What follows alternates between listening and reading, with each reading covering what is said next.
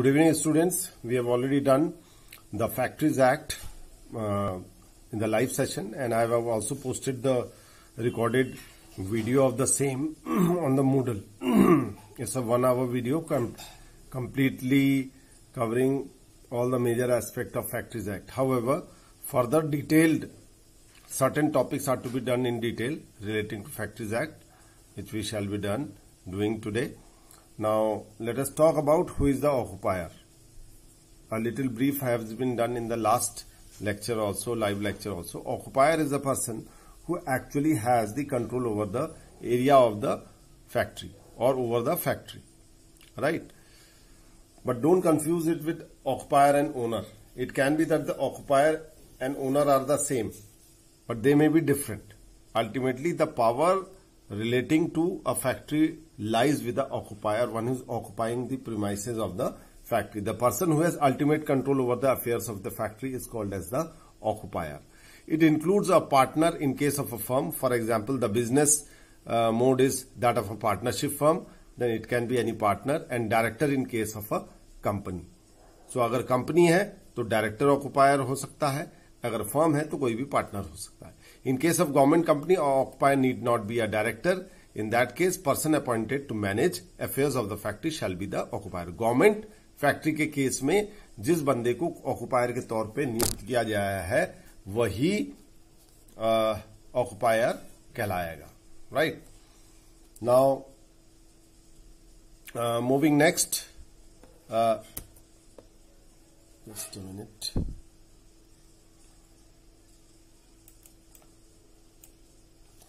Now coming to the next, and that is your approval,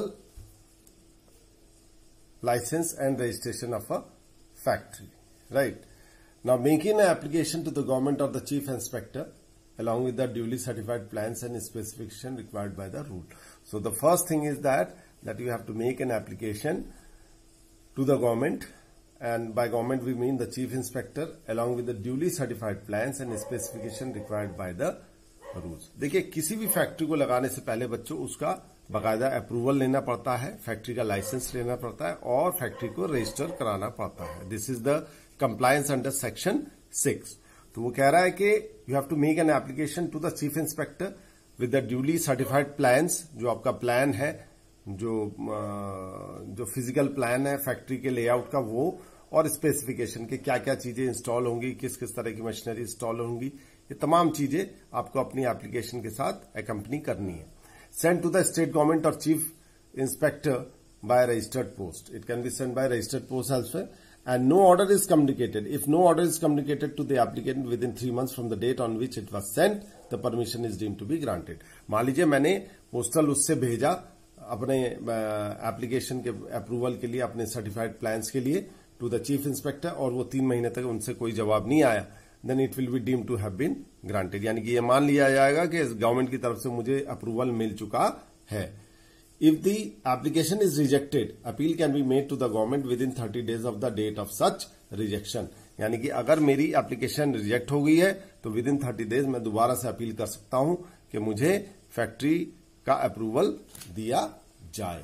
so this was all about it. Next is your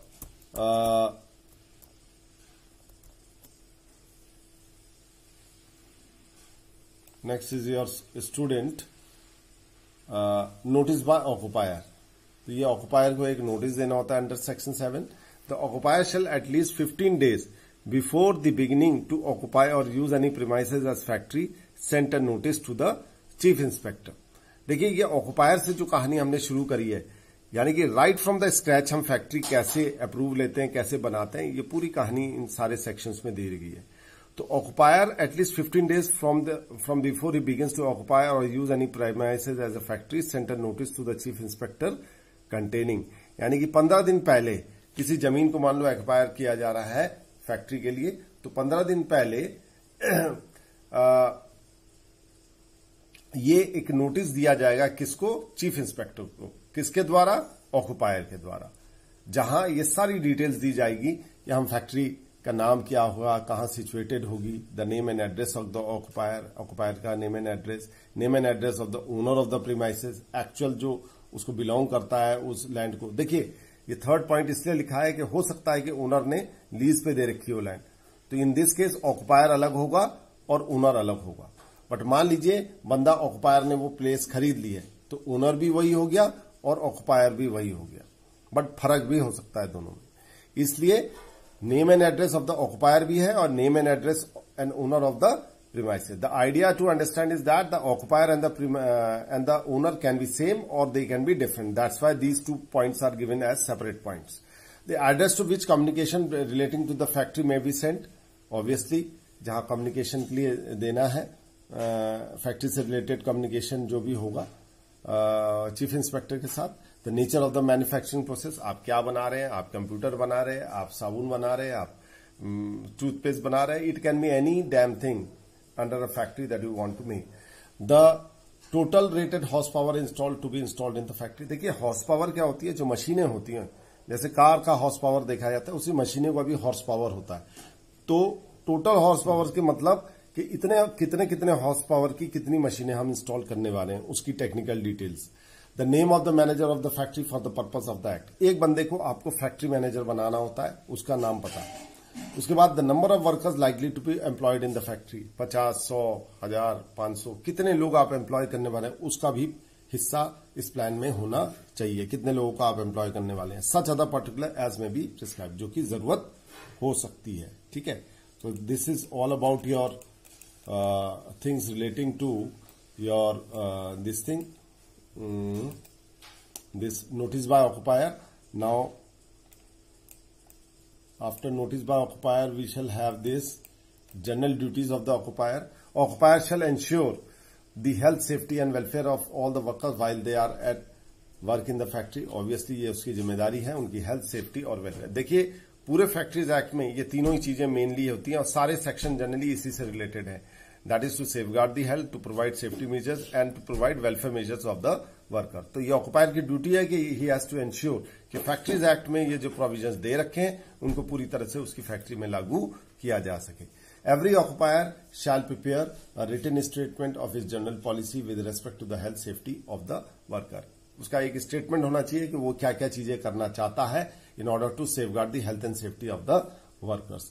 bring such statement and any revision thereof to the notice of all the worker. अगर वो कोई changes कर रहा है या कोई revision कर रहा है, तो ये तमाम चीजें जो कि वो पॉलिसी बना रहा है, इन पॉलिसी के बारे में वर्कर्स को जानकारी, कहने का मतलब नोटिस का मतलब है उनको जानकारी नोटिफाई किया जाना चाहिए कि वर्कर्स के लिए as a policy with respect to health and safety occupier क्या क्या इंतजाम कर रहा है। ठीक है, then coming to the next, after general duties of the occupier we have the inspecting staff. So the state government may appoint chief inspector, additional chief inspector, joint chief inspector, deputy chief inspector and other inspectors, prescribe their duties and qualifications. So the government prescribes their duty, क्या क्या उनकी duty होगी और qualification होगी। ये अलग अलग district में अलग भी हो सकता है, अलग अलग स्टेट में भी अलग हो सकता है। ठीक है, वो सिस्टम जो भी वो स्टेट गवर्नमेंट चाहती है वो अप्लाया जाएगा। Every district magistrate shall be an inspector for his district. DM के पास ये पावर होती है कि वो किसी भी फैक्ट्री के प्रेमाइसेस को इंस्पेक्ट कर सकता है और वो he can act as a inspector. He can inspect any premises of any factory in his district. So this is one of the powers of the district magistrate. Every inspector is deemed to be a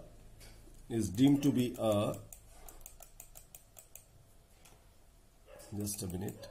Every inspector is deemed to be a public servant within the meaning of the Indian Penal Code. So जो भी inspector है उसको public servant माना जाएगा, यानी कि जनता का सेवक है, वो राज्य का कर्मचारी माना जाएगा। He will be a public servant.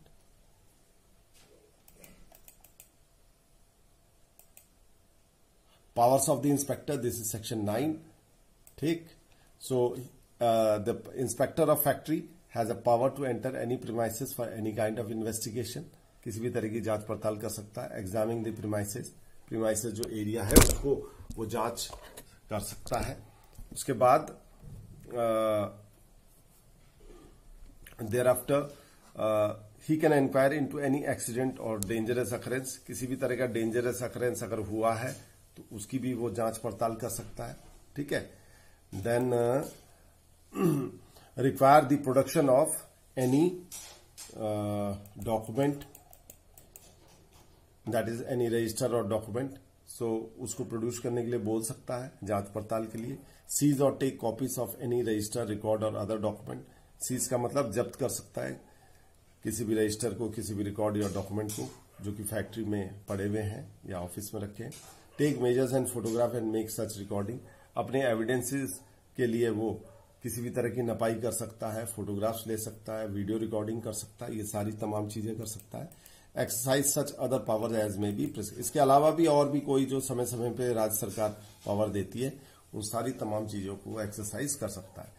Now, no person shall be compelled under this section to answer any question or give any evidence tending to incriminate himself. अब ये थोड़ा सा सोचने वाली बात है कि no person shall be compelled under this section to answer any question or give any evidence tending to incriminate himself. यानी कि किसी भी इस सेक्शन में मतलब किसी भी व्यक्ति को अंडर दिस सेक्शन कंपेल नहीं किया जा सकता है कि वो आंसर करे, है, जिससे कि उसको क्रिटिसाइज किया जा सके, यानी कि क्रिटिकली एग्जामिन किया जा सके। ठीक है,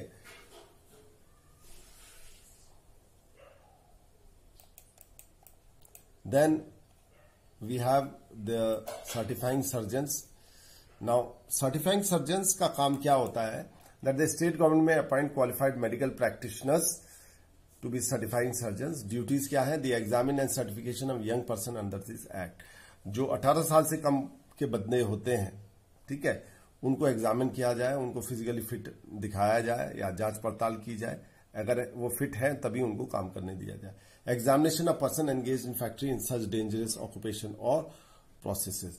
और जो लोग डेंजरस यानी कि फैक्ट्री में मान लीजिए कोई इस तरह की जैसे केमिकल फैक्ट्री है तो डेंजरस चीजें होती हैं, तो ऐसे लोगों को समय समय पे जांच पड़ताल जो सर्जन होता है, सर्टिफाइंग सर्जन यानी कि जो डॉक्टर होता है, उसके द्वारा सर्टिफाई दिया जाता है कि यह बंदा काम करने के लिए फिट है।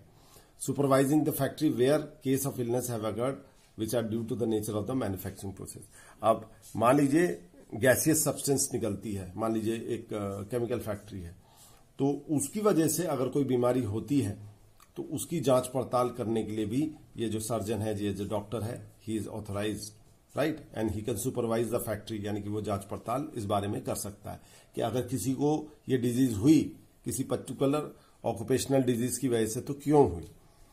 Due to manufacturing process there is a likelihood of injury to the health of the worker, यानी कि ये जो डॉक्टर है ये इस बात की भी देखेगा कि कोई ऐसी मैन्युफैक्चरिंग प्रोसेस नहीं है जिसके कारण बंदे को चोट, जो वर्कर है उसको चोट लग सकती है। Young person are employed in work which is likely to cause injury to their health, और by the nature of the work वो ऐसा है कि यंग बंदा जो कि कम उम्र का है उसे चोट लग सकती है। तो इन सारी चीजों की जांच पड़ताल कौन? एक जो मेडिकल प्रैक्टिशनर जिसको कि सर्जन, सर्टिफाइंग सर्जन होता है, जो कि हर चीज का सर्टिफिकेट देता है, फिटनेस का सर्टिफिकेट देता है, उसके पास ये सारी पावर्स होती है। So we will end here, further we will continue next.